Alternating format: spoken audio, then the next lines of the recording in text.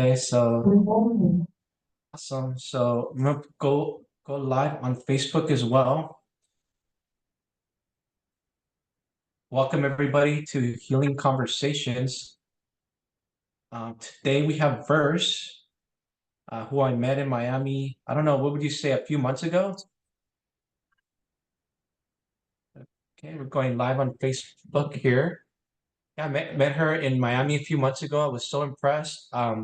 I saw her authenticity, her love for people, and her wisdom and the light of awareness that she sheds. She was able to sit with me. We had a very beautiful conversation. And so that's why we're here today with her, because I thought she definitely has lots to share. And so the subject that she's bringing to us today, I think is so timely, and I think is so applicable for all of us. It's on the subject of honoring and balancing the light and dark within us. And so I don't know about everybody here, as I was mentioning earlier, I grew up with that thought that, sin, I better watch out. I need to look at myself because otherwise God's going to punish me and I'm going to be gone forever. He's going to destroy me, kill me off. So the Bible was a very heavy subject growing up, and this thought of sin that I inherently was bad and that there was something for me to fix. I experienced liberation from all those thoughts because I was really tormented, really through that holding that core belief that there was something wrong within me. I know Stuart and I had a conversation once coming back from a retreat that pretty much was about that subject, that I better watch out, and that I had put part of myself in a cage because I'm bad. There's badness within me, right?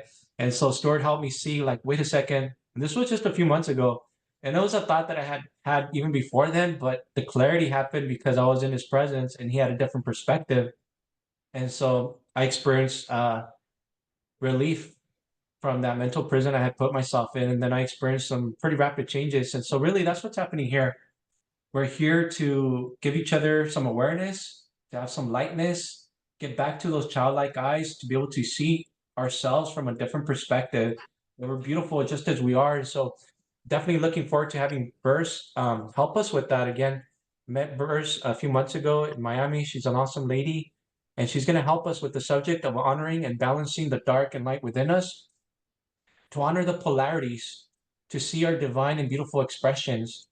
A little bit about Verse, she was able to come to terms with this subject of light and dark through personal research, internal shadow work, deep meditation, and fire ceremonies, where she was able to lift the veil from her own consciousness and really see the beauty and perfection in her expression, just as she is, without dropping all that judgment, all that guilt, all that shame, all that fear, all that resistance into higher vibrations of love, compassion, and understanding.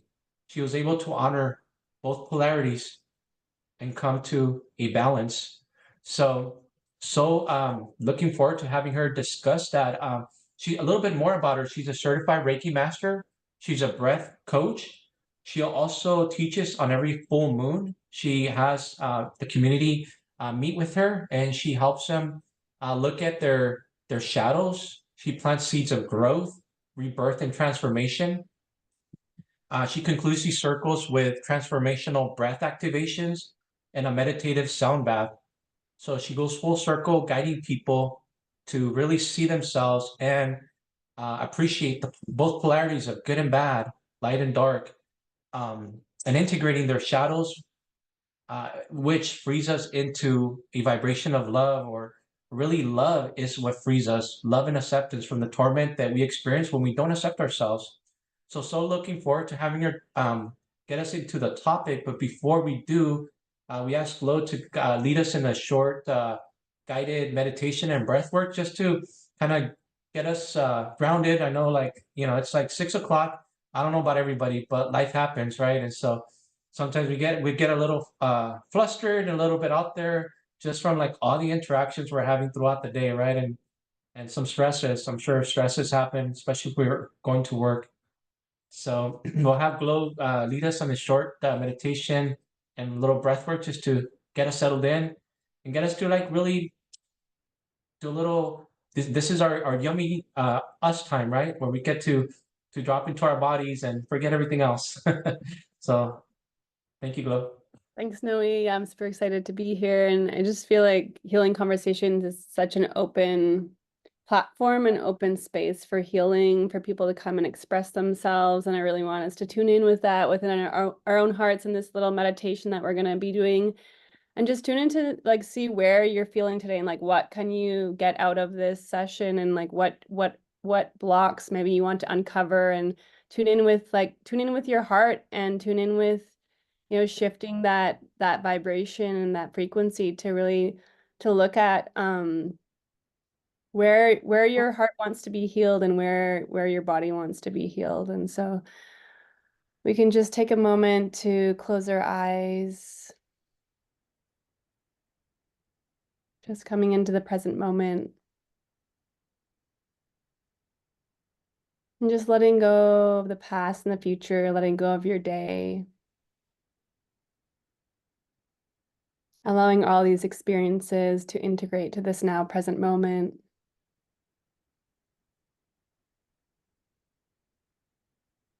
Just connecting to your heart, feeling more grounded from the base of your spine, connecting to the earth.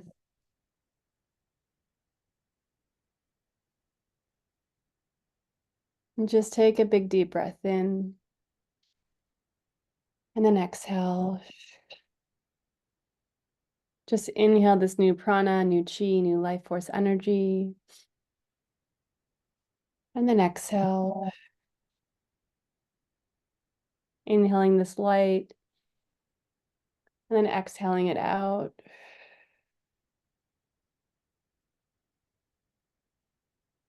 On your next inhale, feel your stomach rise into your heart and just hold your breath for 5 counts. Inhale and hold and exhale. Just slowly coming into the now. Stepping into this connection, this resonance, this vibration, this frequency. Just creating spaciousness in your heart to receive any insights, any information that can help you along your healing journey, that it can inspire you to take action, step into your full empowerment, into your dream life for yourself and your community and for the planet.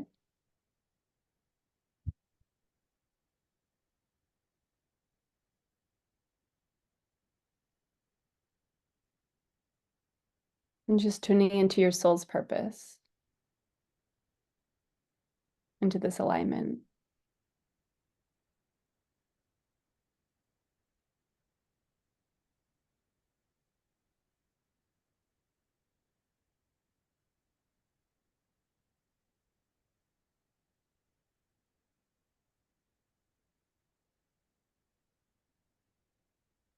And slowly you can open your eyes and just taking one more big deep breath in.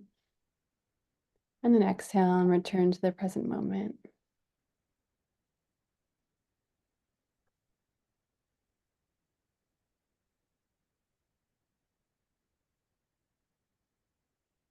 Thank you, Glow. So now we welcome Verse on the subject of honoring and balancing the darkness and light within. Welcome, Verse.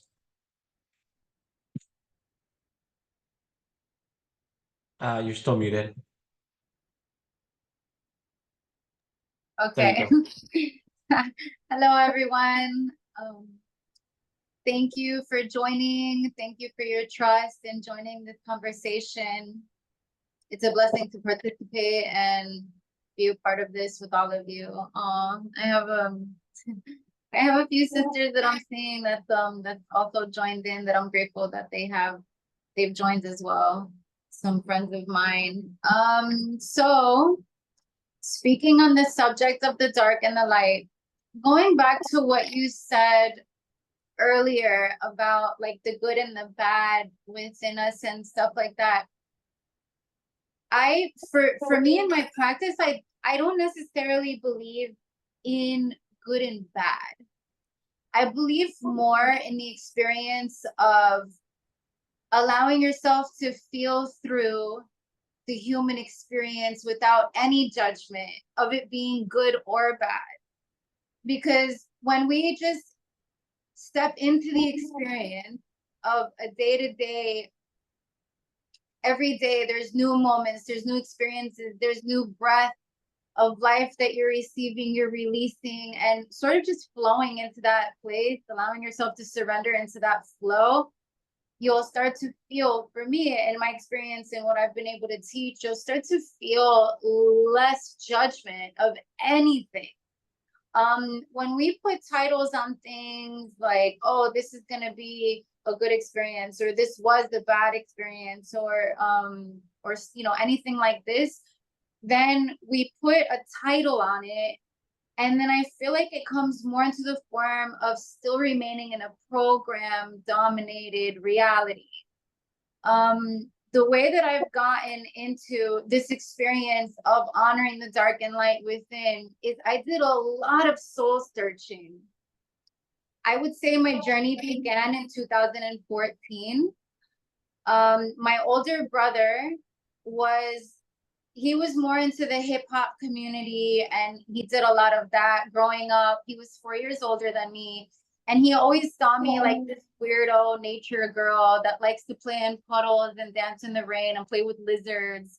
And he knew that there was something a little, you know, different about the way that I sort of walk than kind of like how he would live his life. So he told me around Christmas time to come to see him, to visit him on Christmas, because he had this gift for me. He knew it was very mystical and magical, and it was right up my alley because he always saw me like this weird witchy girl. And I'm like, all right, I'll get there. I never made it to the house, and then I finally came on New Year's Eve. And then he went to give me my Christmas gift. Long story short, I wasn't able to receive it because he had a few drinks that night on New Year's Eve. So I'm like, tomorrow, New Year's Day, we'll open our Christmas gifts together. And then on New Year's Day, he just didn't make it to that day. So when I came into his bedroom and I found him there on his bed and he wouldn't wake up, he's already ascended. On the foot of the bed was my Christmas gift. And the Christmas gift that he left me was a pair of Larimar crystal earrings. Larimar is Larima. It's this beautiful blue color crystal that you can only get from the mines of Dominican Republic. And they're supposed to basically be the initiation into the heavenly realm. And when I saw that gift, and mind you, at that time in 2014, I was pretty much like all over the place. I've always been a very rebellious girl in nature, and I love to just journey and explore the earth. And sometimes I would go to clubs, sometimes I would dance here, sometimes I would play there. I never really took anything that seriously growing up, if I'm being completely authentic. And then when I found those earrings and I found them next to him, I was like, oh man, he's literally ascended and he's left me this gift. And now I have to step into my actual power and get it together here so I can help humanity in the ways that I need to. And I have to stop playing around because there's something very mystical that had to take place from here on out in my world. As uncomfortable it made me feel, I also felt that presence very alive in my moment when I was there, like in the room, like with those earrings and with him.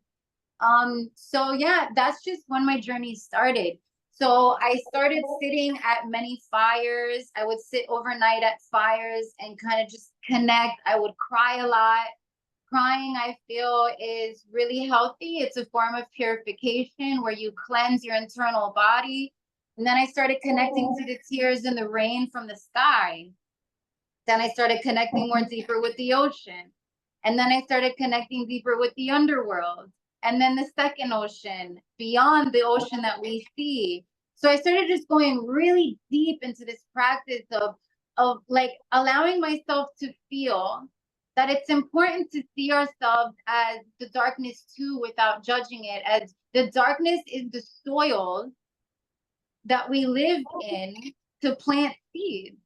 And then when we can be receptive to that idea that we're planting seeds in the darkness, we can bring those seeds into the light where the sun rises with the masculine energy, right? And then we find our courage and our strength. That's the divine masculine within us is the provider. It's the strength, the courage. And the divine feminine is the moon energy. It's the darkness. It's the dark feminine. It's Pachamama, Mother Earth. It's when you're in the womb. When you're in the womb, you're there for 9 months. That's darkness. When you have your eyes closed, when you're in your imagination space, that's darkness. You close the light when you want to rest your head on your pillow at night in darkness. The thing is that we're taught so much that we have to be scared of our darkness, that we have to fear it, that it's not healthy, it's not good, that it's a sickness. Here's a pill for that. You have a mental disorder. You have this is depression. Like there's so many titles of a sort of illusory program to divide us from our internal right to empower both aspects of our being, which is the polarity. And so these are the things that I've been studying for some time now. I follow a lot of great teachers. One of the teachers that really brought me into this practice in a wonderful way was actually Alan Watts. I learned so much from that man. Like I would just listen to his YouTube channel, Alan Watts Chill Step, because I'm really attracted to the instrumentals of the chill step and the lo-fi music and stuff like that. I used to do a lot of editing and production for music and entertainment. So I would just be on my computer when I was just searching through, like, you know, lifting these veils, and I'd be editing music videos or, you know, portfolios for my models that I was managing at the time and so on. And I would just have him in the background playing his the Alan Watts Chill Step. So basically it was music in the background of a high vibration, because the frequencies, the hertz of the instrumentals that he would have behind his words was high vibrational. So that would kind of stimulate me to ground and step into the meditation of the words that he was speaking. And he had such an enlightened, profound way of really breaking it down to people of how simple things can actually be when we find ourselves to make it less complicated and we stop being so annoying. And then I'm like, man, this guy's freaking awesome, dude. Like, I want to get with him. Like, so I just became so fascinated with him.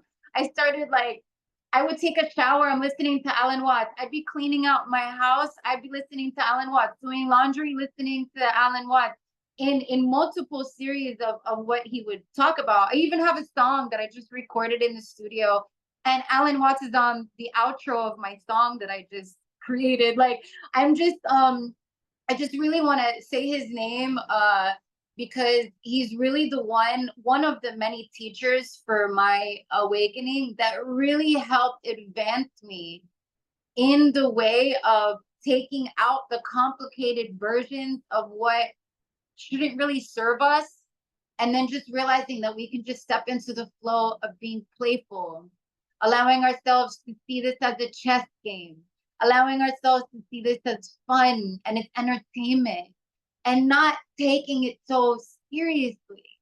You know, like, there was times in my life, if I'm being totally authentic, it's the only way I really know how to live, right? I took life so much like a joke that I took a risky route for many years of my upbringing, like sort of in my 20s. I remember when I was 12 years old, it was the first time I ever took a paper acid, like a tab of acid at 12 years old. And then people like older than me, they're like, what is wrong with you? You're nuts. And dude, I was so open to explore what life looked like. Now these kind of things are more accepted. I think, like, in the healing community, a lot of people are into different things, like psychedelics and such like that, like because people are learning that that's actually a good medicine for us to awaken and open up different parts of our brains so we can have that imagination show up into the forefront, so we can actually visually see how magical we actually are and what we're made of. Back then at 12 years old, it wasn't so accepted, so I was caught by my family, and they were like deep into this trauma bonds and fear that they put me in the mental hospital, and they tried to put me on all these like medications, but I wouldn't take any of them. I just would still see it as a game, and I'm like, man, this stuff is crazy, like people take life so seriously. But then, there was a part of that that I needed to feel through in my own experience of humility, to see where people are going to be where they're at in the journey too.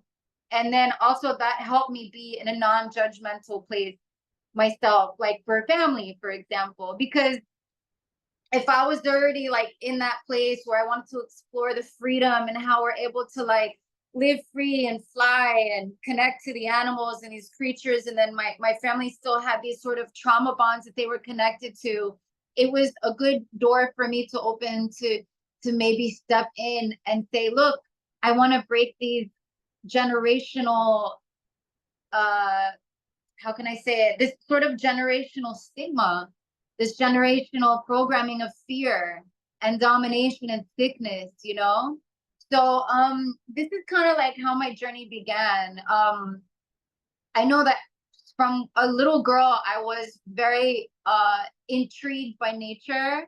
I would climb trees. I was very obsessed with like the reptiles, the lizards, the snakes, and things like that. And the insects. I was very connected to the insects as well. Like all the things, like that nature has to offer. I was really just in love with it all.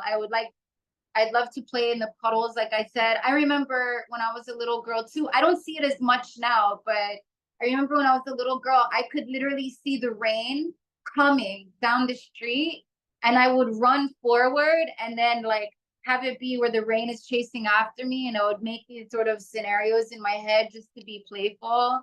So that's kind of like how it all began for me. I think it was a good thing for the sort of shadows to show up and kind of hit me in the face the way that they did because of my rebellion growing up.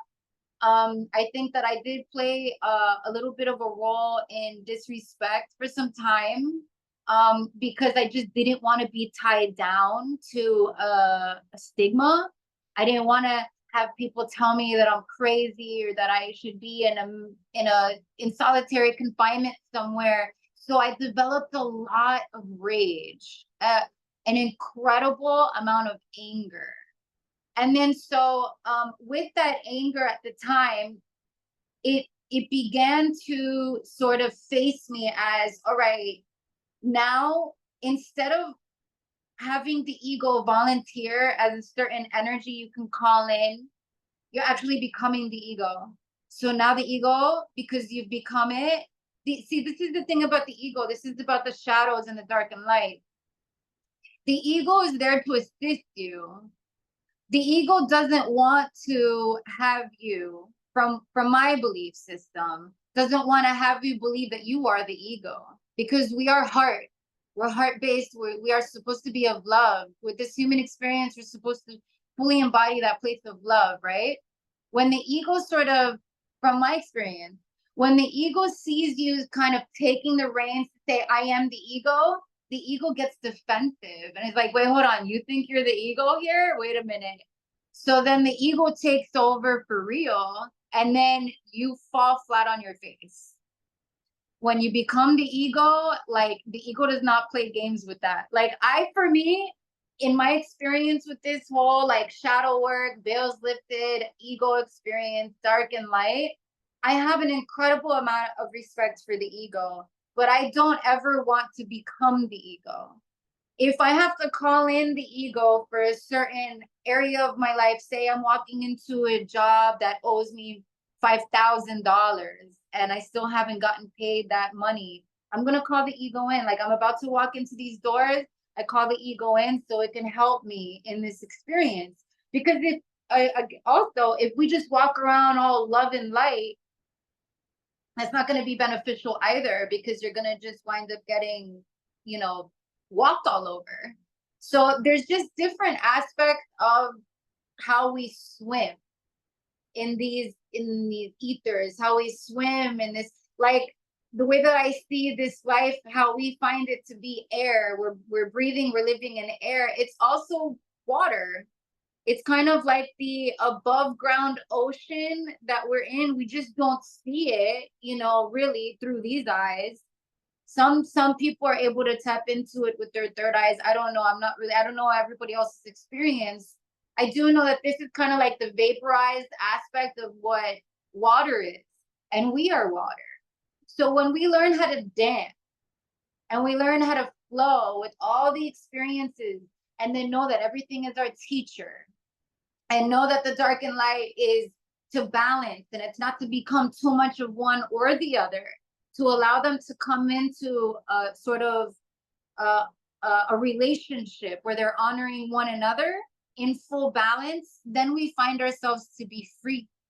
And we don't have judgment of either one, because there's no time for that, because you're too busy having fun with life. You're too busy having fun with the experience of everything that's showing up for you in all areas of your life. You know, even the things that hurt you so much that you feel hurt by, it's beautiful.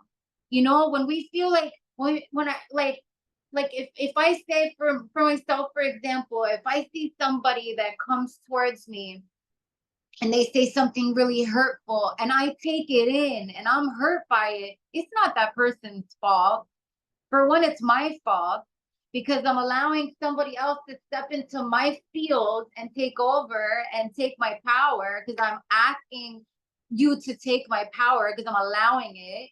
And then it's also, I'm not having compassion for you, because I'm seeing myself as a victim, being victimized by your trauma, you know? So if we kind of shift perspectives and perceptions on the way that we move through life and see things more like a dance, we'll be less affected by all of the things that show up. So that's basically the things that I offer and that I like to teach my students. I do feel, being that we are dark and light, one thing I'll say is, so some people have it misconstrued that the darkness is the masculine and the feminine is the light. It's not the case. The feminine is the darkness and the masculine is the light. The masculine is the provider, the strength, the courage, the logic, the mathematics, the very much simplified common sense of things, the surface level common sense of things. The feminine is the nurture, the empathy, the creator, the one that's creative, and the more loving and sensual. These are the things that all of us as human beings have inside of us. And that's where some of us fail to identify with that, because of childhood traumas, because of mother issues or father issues or whatnot. When we realize that we do have both of those aspects in us, we know in every moment that we're moving in life, which one we're giving more attention into. So if I'm making dinner and I'm creating a new dish, I'm tapping into my divine feminine. If I'm writing a check because I have to pay this bill, I'm tapping into my masculine. So there's certain things that we can do while we're in order in this life journey that we're in, that we can really appreciate more of both aspects of our being in that way. And from what I feel is, the more we love our internal divine masculine and feminine, the more we fall in love with both aspects of our internal being as the divine masculine and feminine, the more the people around us start to heal, because it starts with us. Somebody has to get up and start the work. We forgive our parents, our grandparents, our great grandparents. We can literally sign up to this life to say, all right, I'm done with the BS. I'm done with the victim mindset. I'm going to heal the 7 generations before me and thereafter. And it starts with me now. And that's it. And you put your sleeves up, you put your boots on, and you make it happen. Every single person in the face of the earth has the opportunity to do that. And I fully believe that. I've seen it myself. I've seen it with people myself. You don't have to go to an ayahuasca ceremony to do it. You sit with yourself. You are the medicine. Every person is the medicine. It starts with you. If you need extra tools to get yourself there, then take those tools in. But don't become obsessed with those tools either, because you can abuse anything. And if you really sit with yourself and you sit with your own shit, if you sit with the things that you're sitting, like we have to feel in the humiliation. I feel that's part of the shadow work. We have to feel sometimes like, God, I'm so disgusted with myself sometimes. How did I do that? How was I there? You can go into the past, because like time isn't really, time is an illusion, right? Right now in this moment, we're here, we're present. Some of us on this chat, to be honest, could be in the past. Some of us can be in the future. Some of us can be like looking at our phone saying, when am I going to get this phone call? So you can be in so many different places simultaneously. So I'll say that you can step into the past and clean up some shadows from the past, bring that cleanliness into the present within stillness, so all of the future affairs start to flow on an easier in an easier way for your life. So these are the things that I really feel is important for us to honor as human beings, as we have stepped into this beautiful new earth as it's rising. I've heard so many messages, not only from channeled messages, but also like online and all these different things that I researched as well, that there's going to be the end times is in 2027. I don't know if any of you have heard that yet. I've heard so much about 2027 being the end times. My belief system and the teachers that have taught me the things that I've learned say wonderful. That's beautiful. The end times, yes, fantastic, because it's good. Because with every ending, there's something brand new to begin. So this is how the cycle of life goes. And as long as you stay in your high vibration, as long as you focus on the light and you're not attracted to the false programming of the false darkness, because that's a falsified darkness, where you're in the false programming of listening to the news stations and these sort of radio plays with the hertz and the frequencies that is very low to get you in that entrapped state of consciousness, so that you're you're a puppet by these puppet masters controlling your energy and so on. When you're just really high, like at all times, the fear can't catch up to you. It's impossible. It's literally impossible, because you're always connecting, you're always searching, you're always growing, and you're always learning. And this is the beauty of what we're given in this life, because it's all free. It's free information. You're stressed out, cool, awesome, go outside with that stress. Walk outside barefoot. The receptors of your feet need to ground into the soils of the darkness of the earth. And once you do that, the receptors fill your entire body, and then your crown opens, and then you start to see the light again. The sun comes in and ignites the flame within you, your center chakra, bright yellow.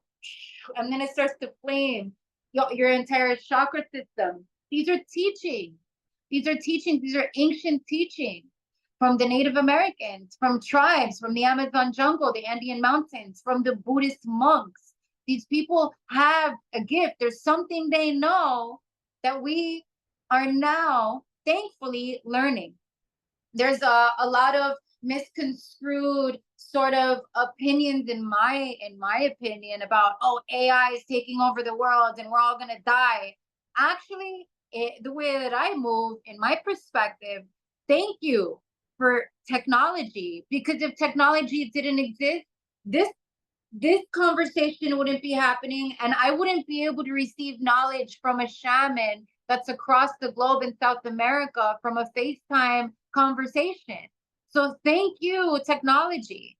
You know, when we give thanks and we give appreciation and gratitude for these experiences, more so than, oh my God, I'm such a victim. Oh my God, the world is gonna end. We're all gonna die.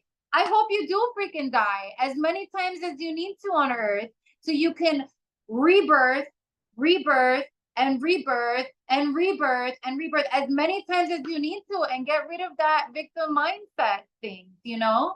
It's important. It's important to die. I feel like I don't know how many times I've died myself while in this physical body, but I will say I've died quite a few times. I literally heard and I felt my last breath leave my body collapsed like this, and I freaking died out of my body. And I saw my spirit leave my body, and then I went out, and then things happened. I'm not gonna really get into details of those experiences that I was in, but it was multiple experiences. And it wasn't like I OD'd on something or this and that. It was a fire ceremony with my teachers that were helping me lift veils and these nasty shadows that I was consumed by for most of my life, with all of that ego stuff that I was like really held into, and I let myself die. And so I say with confidence and with love and just confidence that it's the best thing to allow yourself to die in this life, so you can have that rebirth. You know, I think that we're all just so scared of leaving this body that we hold on to it to such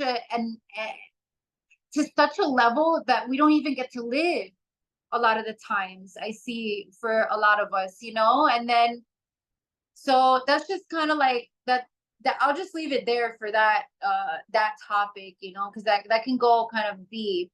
But so these are the things that I just wanted to share, and I wanted to be open with about our dark and our light.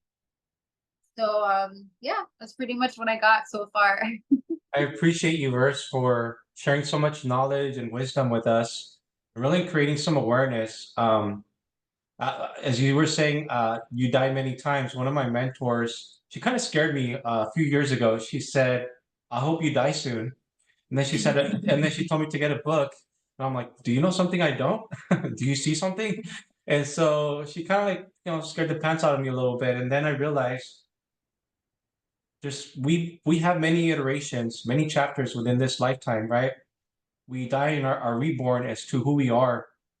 One of the practices that I have that actually the same mentor helped me appreciate was, look in the mirror and say, who am I? What am I? And so as I started practicing that, it was really kind of like a self-awareness, contemplative practice, like self-care practice. I learned that, wait, what am I doing? What I'm actually doing here is questioning my core beliefs, questioning the stories that compose this character, those stories that either empower us or disempower us. And like you said, Vers, you died to who you were. You died to that identity. And so I started going through the same process of dying to who I was, dying to the identity that I was clinging on to. And for me, was dying to the suffering that I loved. One of my other mentors, she hasn't said many words to me, but she's been so impactful. She said once, "You glorify suffering." And at first I was like, "What are you talking about? I glorify suffering? Like, Yeah. like what are you talking about?" And so it took me, I don't know, maybe a few days, weeks, and I really sat with that. I glorify suffering. And it's not like I was not aware, but I was. And the more I sat with it, the more I realized I do glorify suffering. It's like I'm enchanted by the story of like this cycle of suffering. And I feel like a lot of us, we're not really honoring our full expression, and therefore we suffer. And therefore, the stories that we create like in the self-contemplative process that I mentioned, like looking in the mirror and saying, who am I? What am I? We find ourselves creating stories of suffering because we do not accept our expression just as it is. And therefore, we keep creating stories of suffering, of not honoring our beautiful and innocent nature. And so, really, this space is built on unconditional love and acceptance. And I feel as these mentors came along, they helped me realize that there's nothing wrong here, that I can create new stories, that I could be, that I could die to who I was, and I could be reborn into a new way of being, that I can close chapters, that those painful endings are beautiful beginnings, that those painful moments, I don't know. I'm gonna have to wait and see. Be a painful ending or a painful moment. Because usually there's so much gold. I don't know about everybody here. There's so much wisdom and gold and insights that can be derived from like the worst situations. I mean, you mentioned your brother. Wow, what an impactful story and event that became, you said, the start of your awakening in 2014. And so it is with us, right? Can we look at those? Can we suspend judgment? And can we really just can put on those childlike eyes and say, well, I don't know, we'll have to wait and see. Can we create new and empowering context? Can we look at ourselves with brand new eyes and release the judgment, right? Can we stop the story of suffering? I know it's really easy to say that, right? But when we're in the middle of a tornado, the tornado's happening all around us, and it's really hard to see beyond that. But I feel like this is a space to hit the pause button. And I know, Vers, you mentioned like tools like plant medicine. You even have the tools like Reiki, breath meditation. There's sound meditation. There are so many tools out there. I have tools. I have applied kinesiology. I have meditation as a tool. I mean, I have a bunch of tools too. And those tools are really like to hit the pause button, step back a little bit, and kind of look at things from right here instead of right here where it's right in front of us, right? And it's to hit the pause button so that we can see ourselves from a different light and really see, wait a second, why am I stuck in that narrative? That narrative is not working, right? How is that narrative making me feel? Do I like suffering? Maybe I do, because that's been like my whole book. And can we like end that and open the page to a new narrative and start rewriting our story, like you said, going back to those stories from before and saying, wait a second, that story doesn't work. Can I rewrite that story? And can I say, this one's the one that my mentors helped me appreciate. We're all doing the best we can all the time, not just us, but everyone on this planet. We're all doing the best we can based on our expression. You mentioned the ego. I feel like the ego is like our software, how our expression is expressed in this world, right? You got all these ways of being. Here we are, solid material, matter, interacting with people. Can we just accept it all and let go of like all the judgment and all the internal dialogue? Can we start rewriting those old stories and say, wait a second, I was doing the best I can, and can we start looking at the gold nuggets that come from those moments where our low moments? So that has been my process of kind of express a little bit about my process, just like verse. I feel like very similar. Um, I'm just looking, contemplating, really sitting with, like you said, sitting. You really don't need to go out there and do much other than sit with yourself. That's what one of my mentors, actually several of my mentors said, stillness. They're like, because I had so much questions, I was seeking quite a bit. I was talking to so many people with my awakening, questioning what I was experiencing. And they said stillness, just sit with yourself. You don't really need to go out there. Now where I'm at today, I see that the wisdom with that, right? I don't really need to ask anybody. I don't need to read all those books that I bought. Well, I read a lot, right? I read from a lot of gurus, a lot of really beautiful minds, beautiful hearts. But then I realized stillness. And I just hit the pause button, be still with myself, and look internally, because we all have that compass. Like, this is not to tell people what to do here. This is about like hitting the pause button and for you to look to see what's best for you. Because what's best for me, this may not be best for you. And what's best for you may not be best for me, right? We're all unique, beautiful expressions connected in this beautiful thing called life. Can we just sit in stillness and see what is the direction? Can we see the beauty in us, right? So thank you, Verse, for bringing so much out. Is there anybody here that has any questions for Verse or that any reflections, anything you need support on? This is something new that we want to start including in all our calls. Is really like creating a healing circle, creating a space for people to be able to express themselves for whatever it is, maybe off topic, maybe it's on topic, it doesn't matter, but something that you want to be heard, where we can attentively listen. And if you're okay, then we can open the flashlight, maybe create some awareness that might set you free from wherever it is that you're suffering. Maybe like reveal what's underneath that. Maybe there's a block, some mental, emotional, spiritual thing going on in the background that is creating whatever it is that you're going through. So this would be the perfect time for us collectively to support you. You can either raise your hand or I'm gonna put it in gallery view, or you could just start talking. Okay, I have something. All right, so that was awesome. Like it's funny, like I know a lot of those things already, but you explained it so much better. Well, she explained it so much better. And so like it's I guess where I'm struggling is like I know a lot of these things. Like I know that things happened in my life and that I did the best I could. Like I can say this. Like I know it. And I know like the people that were involved in those things were doing the best they can. Like I get it. So why I guess knowing this, like why am I still like going through like you know what I mean? Like today I I saw this video that was about, I don't know if anybody's seen Anne Hathaway. There's a movie out about her, and I guess she like was running after her son, and he was like, she's trying to kill me and this and that. But anyway, like she was like going crazy.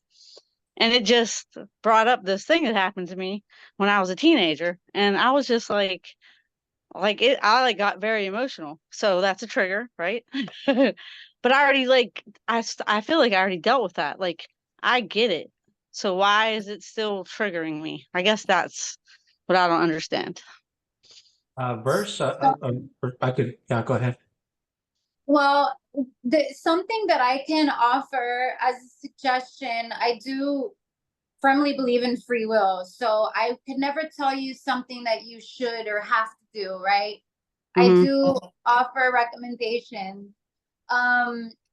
We sometimes may feel like we've let things go. It's just because we put it behind in the back of our head to not have to face it anymore because maybe it hurts too much. If we identify things that's still triggering us, it means we haven't allowed ourselves to release it. The best thing that I could say for that is a few things. One thing is when you write your words, you're spelling your words, you're writing your spells, you're spelling your words. When you write your words in cursive, this is something that we're not taught. Cursive is actually, it's ancient language. The script is the heartbeat of the universe. So when you write that one line with one word and one line, cursive, the universe is tapping in immediately. It hits.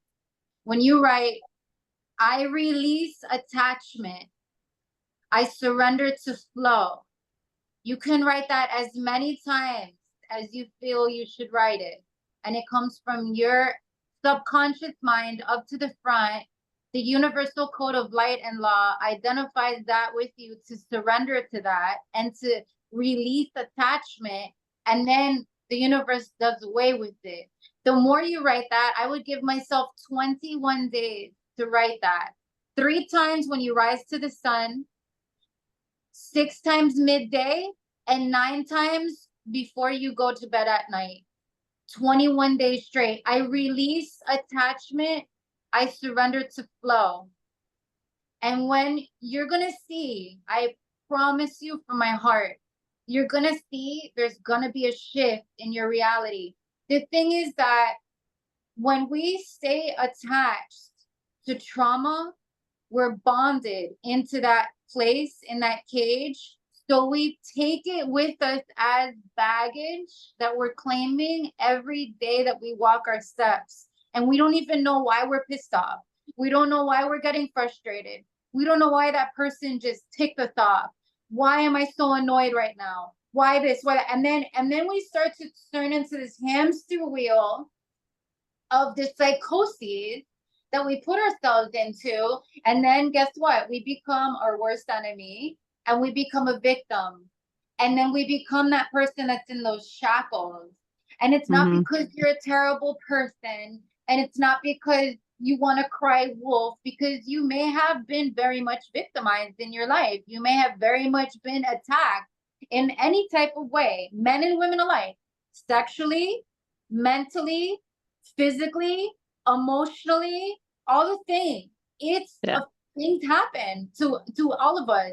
And that's something that I express a lot too for the men in this life. And there's so many men that I know personally that have been sexually violated by women when they were young. So they have to make up for it. They think they have to make up for it when they get older, by being tougher, by not allowing themselves to cry, by beating up women. There's so many things with that, you know? And so I speak freely on this subject because I want to touch on subjects that's going to get uncomfortable for people to hear. I want to speak on things that other people may not want to talk about. I'll be the rebel to say it. And when we release these things onto the paper, we say, I release trauma bond, I release stress, I release attachment, I set these thoughts free. I allow you to be released from my field. I surrender to the flow state of love and harmony. And when you breathe in forgiveness, and when you breathe out whatever trauma bond that shows up for you, and you learn that practice with your breath on a day-to-day basis, your life literally starts to change. I mean, almost automatic. It depends on how much effort you want to put into it. I do know that if we don't practice, we're not going to get anywhere. I do want to say very briefly, because there's certain things that kind of like, I feel sometimes I got to speak, I got to vocalize that there's many things. Okay, so something with the community that I'm not completely on board with is so many plant medicine ceremonies, right? You can go to an ayahuasca ceremony once a month with the cool crowd and dress all white. That doesn't mean you're doing the freaking work. It doesn't mean you're sitting with your shadows and cleaning up your shit. It just means that you've become a person that's tapped into a habitual affair because it's the cool thing to do. And then when you leave that ceremony, you go right into the same drama and the same victim mindset that you were doing before the ceremony. Those few hours that you're sitting at the fire is not going to fix humanity if you're not doing the actual work. You know, we are the medicine. Us. We are immortal souls having a human experience. You know how big that is? We come from the earth. We come from these elements. Ayahuasca is amazing. I work with her. I work with peyote. I work with all of it, right? And I vision quest, I moon dance, I do the things. But that doesn't define who I am, though. I work with these things as tools to get deeper into the practice of being the medicine that humanity needs right now. And then if I don't need the medicine, if I don't have a reason to go and release, I'm not going to go because 10 of my friends are showing up at a fire. Like, have a great time with your Pachamama music and your acoustic. I'm going to sit at home and work on myself and the stuff that I need to release by alone, because that's what I'm called to do in this time. And then I'll connect to the fire, to the moon on my own, because that's another thing that's going on. All right. There's a lot of these things that's going on at these fires that are not necessarily the best thing for the earth, because you're opening up portals when you do this. You're opening up portals when you're tapping into MDMA, psilocybin, DMT. Yo, there's big portals that you're opening. You're calling in extraterrestrials, reptilian, spirit. You're calling these things in when you're doing this. So if people are not choosing to do this properly in the best way, in the most safe way, it's not being effective in the purest form of light for other people. It's not being sincere. It becomes greedy, it becomes lustful, and it becomes envious. And it's back to the same density that we're like fighting to come out of. Oh, You Vers, know, we have also Sean that raised his hand, but I'll just say, just so that we can support Tina, we could simply set an intention to be balanced, neutral, with functionality, with what happened, as when you were a teenager. We can also say to please set the intention to accept fully and embrace without judgment what happened, to forgive, right? You could also, I don't know if you know Hopopono, which is in line with what Verse was saying. It's please forgive me, I'm sorry, thank you, I love you, presencing that person. Was that a woman also? Or What's it that? doesn't matter. But No, anyways, you asking me? yeah, Oh, it was my parents. Yeah. right. Your mom? Yeah. My mom Right. and dad. Okay. More okay. So anyways, yeah, you could just do that, realize that they're doing the best they can, but Oh yeah. just do that here. You could even say the words if you want to just do it now. This is the whole intention here. Just say, please forgive me, I'm sorry, thank you, I love you, presence them. The collective intention here is healing. So use this energy. We're all here with the same purpose, right? Yes. And then just breathe it in, breathe it out. So it's just please forgive me. Thank you. I love you. That's it. Okay. Please Please forgive me. forgive me. Please forgive me. Thank you. I love you. And then I'm sorry. Oh, I'm sorry. Okay, at the end. I Yeah. haven't done one of those in a while. Yeah, no, what first said and doing Please this forgive and me. just setting those intentions, right? Uh-huh. Consider it Okay. done. Just feel into that. Okay. Sean also had his hand up. Sean, I know we're almost up Yeah, against it. for sure. I just wanted to say thank you to Verse and thank you to Tina for the good question that gave me this modality of releasing attachment and surrendering to flow. I wrote that down and excited about that. Me And that too. kind of leads into the question that I had for Verse was what takes you back into your flow the easiest while kind of in life? I have a lot of modalities that take me back within the walls of my room or, my happy places. But kind of when you're out and about, in the hustle and bustle of life or work, what takes you back to your kind of space? Because I feel the pulls all the time of society and everything kind of pulling me out of my best self. And was just curious if there's a modality that you use to kind of get you back to your best self. Well, thank you for your question. What takes me back to my best self is my heart. I feel that I do have many modalities myself that I work with. I like to call them all medicine, like the crystals and the herbs and the oils and so on. I feel that when I'm outside of my heart, I'm in my mind, and the mind is part of the matrix, right? And the matrix is good for us too. It's not like I want to escape the matrix. I really enjoy it here too. It's fun. That's why I'm in the human experience, as we all are, right? When I come into my heart, I see that all of us, and then Tina, for you too, maybe this can help you a little bit.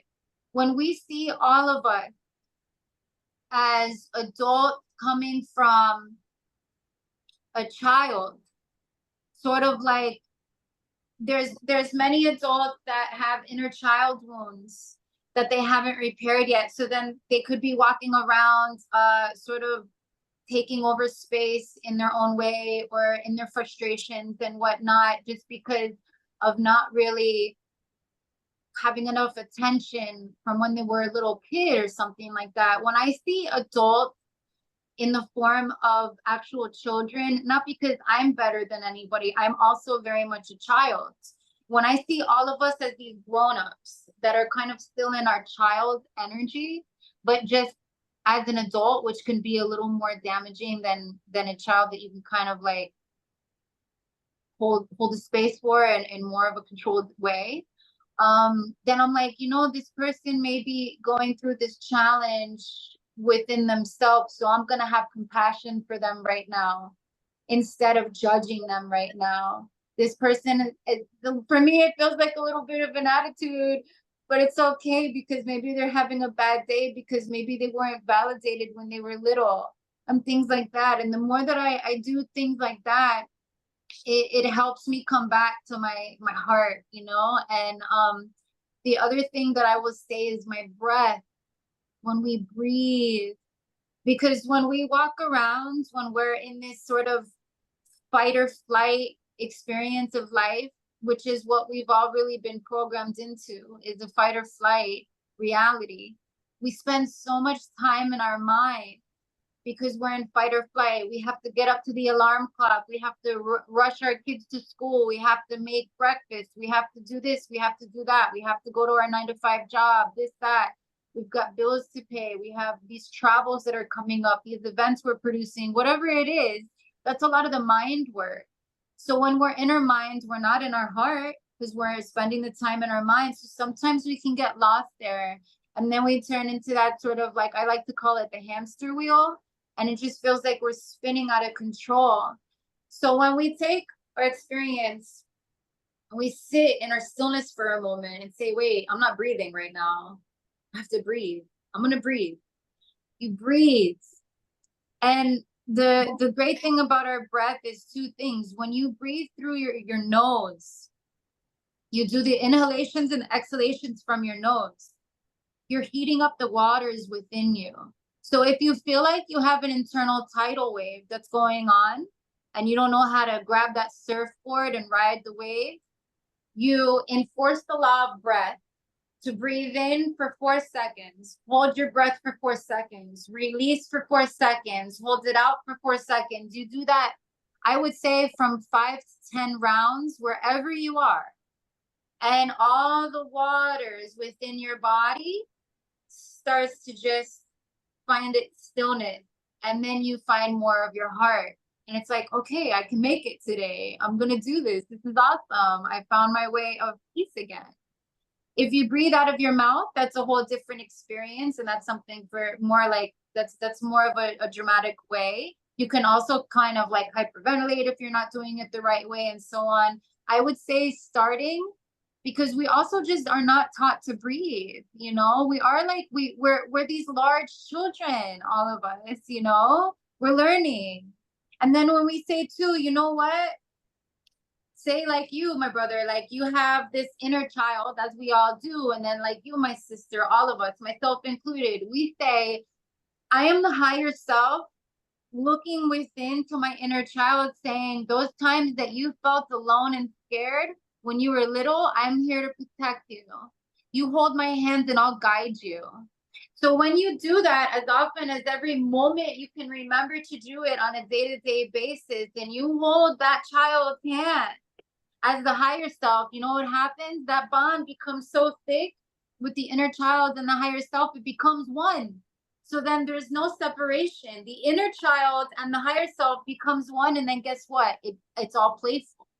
You then just find the joys in life because the inner child is in your subconscious saying, hey, get playful today. Go to the beach. Get playful today. Go sing. Go dance. Go play with instruments. Go dance around a fire. Go hang out with your friends. Say a joke to your coworker. Buy a fart machine from Amazon and play jokes on people. You know, like there's things that you can do to entertain yourself as an adult, and we don't have to be separate from that. So I'm hoping that helped you. I'll add one last thing. I know we're a little bit past the hour, but I have an intention that one of my mentors, Matthew Ferry, taught me about 5 years ago. And it goes like this, and you can modify it, but I think the gist of it you'll get. It says, please set the intention for pure consciousness to flow through, to experience purity of consciousness, to know all is well, and to accept human as it is. So the gist of that is to connect to all is well, to accept all human, most importantly, including ourselves. What I was taught is that our natural state of being is all is well. There's never anything wrong. Whenever, like you said, we feel off kilter, we're interacting with people, we're out of balance. That's not our natural state of being. So knowing, wait, suspending the judgment. Again, we're talking about honoring the light and the dark, not just within, but within. Actually, there's nothing out there. It's our experience of all of life. When we know all is well, because we're balanced, we know all is well here, then life flows differently, and we can experience profound periods of peace, right? So anyways, I know it's past the hour, and I know probably I don't know what everybody's doing here, but I want to just leave the last moments here for Vers to tell us what she's doing. Stuart, I think you have your hand up. Yeah, I wanted to ask if, thank you, first of all. I wanted to ask if you could go over that 3, 6, and 9, 21-day morning, afternoon, and evening. What is to be said? If you could, I went and got a paper and pen, so I'd like to write that down. Okay, so when you rise to the sun, you write, I release attachment, I surrender to flow. If you write that in script, in cursive, that's the ancient language, which is the heartbeat of the universe. You write that 3 times when you rise to the sun, again midday, sometime in the midday, and then at night before you rest your head on the pillow, you write it 9 times. So 3 times, 6 times midday, 9 times before you dream at night. 21 Okay. days. I release attachment, and then I surrender to flow. And then you can also get creative and write whatever you want because you have free will. So if you wanted to write more things on your own to add to that list as many times as you want during any day, you can do that. I recommend to get playful, get yourself a journal that you find, you know, fun for yourself, maybe some creative cover on it, whatever feels good. Get yourself a nice little pen, make that your meditation. This is your ritual for yourself, honoring yourself in that way, being fun and playful with you. And quickly I'll add to that is that when it's the full moon, when the moon is full, it's the most profound experience to do your releases. And when the moon is of a new moon, it's the best time to manifest. So every full moon, you can write on a piece of paper on a separate ritual, I release negativity, I release drama, stress, pain, agony, whatever. And then you burn it into a flame under the moon and thanking the moon for showing up for you. And then on the new moon is the best time to write your affirmations and your I am. I am is one word, there's no space, it's I-A-M in cursive. You can write, I am magical, I am beautiful, I am handsome, I am amazing, I am mystical, I am a poet, I am love, all the things. And you do that on the new moon. The new moon is in the darkness, again, going back to the darkness. So in the darkness is the void. So that's where all the magic happens because there's nothing that exists there, which means everything exists at the same time. So that's a fun task. And I know, Noy, thank you for offering me to be to open up what's going to be going on in August. I know that you were gonna you started to ask about that for my August Right. event. So I do all my events. I do all around Miami and some north of Miami as well. You can find them. My events I also post on Instagram. My Instagram is at sacred_verse. It's spelled VERS3. So it's sacred verse. And then every Saturday at 10 a.m. I offer a breathwork sound bath meditation at 10 a.m. in the Zen Garden at Aguacate Sanctuary of Love on Bird Road in Miami, Florida. And then at 6:30 p.m. on Tuesdays, I offer the same thing at the same location. And the 8th of August, which is the 8/8 Lionsgate portal on the 8th year. So we're in 888. This is super powerful. I'm having a Lionsgate portal fire and tea ceremony in the Zen Garden at Aguacate Sanctuary of Love. You can go to the website. It's aguacatewellness.com. And it shows the Lionsgate portal ceremony there. I'm going to have two sisters with me. One is, she studies Taoism and Hermeticism and other things, other modalities as well. She's bringing a harp. We have about 10 to 15 crystal song bowls, 5 gongs, about 10 or 15 Tibetan bowls. We've got Native American instruments and ocarinas, bells and whistles and all the things. We have a fire pit, which is a full fire pit ceremony. We're doing activations for the Sekhmet Mu, is the Lion's Gate. So it's we're activating the Sekhmet energy. It's the Egyptian, Sekhmet is the Egyptian goddess of power, war, and medicine. So it's a really beautiful ceremony that we're holding. I suggest anybody and everybody to come show up for that. It's going to be 2 hours from 7 to 9 p.m. I have a few other things going on.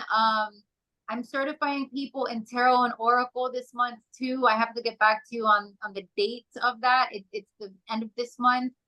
And what else? I do privates for Reiki and readings as well. I'm an oracle and tarot reader, and I'm a channeler, so I have those offerings as well. And I also like to teach people how to create their own talisman jewelry. So if you want to create your jewelry with copper wire, crystals, tools, I have all the offerings for you. You sit with me in the workshop, and then I help you create it. You do all the work though. I just kind of guide you with you doing it with your own hands and your own magic. And that's pretty much it. I have a Reiki circle this upcoming Friday. It's donation based. This Friday coming at 5 Sisters Crystals. It's over in 136th Street and US 1 South Dixie Highway by the Falls area. That's a Reiki circle I do monthly. It's the first Friday of every month, donation based. It's kind of my way of paying a tithing to the community so people can connect to my energy and see if I resonate with you. And then if so, wonderful, we'll continue to work together. And August, the Sunday before the full moon this month falls on a Monday. So the Sunday before the full moon is going to be the Sturgon Blue Full Moon Ceremony, which is also a fire pit where we're going to be writing on a piece of paper what we release. It's also going to be a drum circle. I have a brother that's he joins me all the time in these drum circles, collaborates with different congas, and I have drums, hand drums, and so on. We've got rattles and all type of things like that. All the community stands around the fire, and we all release into the fire the paper of all the things that no longer serve us. Then you lie down on your yoga mat to receive while you bring yourself into a transformative breath work technique. You release things out of your field, and then I take you into a very transcendental experience with my sound bath. And then we drink a ceremonial tea together. It's a non-psychoactive. It's all natural flowers and herbs. And it helps you with your dreams and raising your vibration. And it even helps your skin and your hair growth. And it has minerals and vitamins in it. And so on. So that's pretty much the gist of my August schedule. And again, if you want to just continue to follow me, you'd go to sacred_verse online, and I have all my events that I post on there, and you can DM me with any questions, and I'm always here to serve whatever I can do to help. Appreciate you so much, Vers, for joining us today and sharing your wisdom and being a guide for us and shedding so much awareness. Thank you. What a timely subject, honoring and balancing the dark and light within us. Thank you for sharing your story. And thank you for all the reflections here. Sean, Tina, for stepping up and having Verse, guide us in your journeys. So yeah, let's be a little bit more kind to ourselves. We don't know. Let's wait and see. Let's love ourselves a little bit more. Let's be kind. We're doing the best we can, right? Can we just accept ourselves a little bit more, lighten up, and just like Verse said, life is supposed to be joyful, right? Let's enjoy life a little bit more. Let's not be so heavy on ourselves and so hard on ourselves. Suffering is optional. Yeah. Just give ourselves a little hug every day, right? Why not? Let's do something nice for ourselves instead of being so hard. So anyways, love you guys. Until next time, next Thursday at 11, we have a TED Talk speaker next week. She's a therapist and she's going to be talking about self-love. That's going to be a really nice subject as well.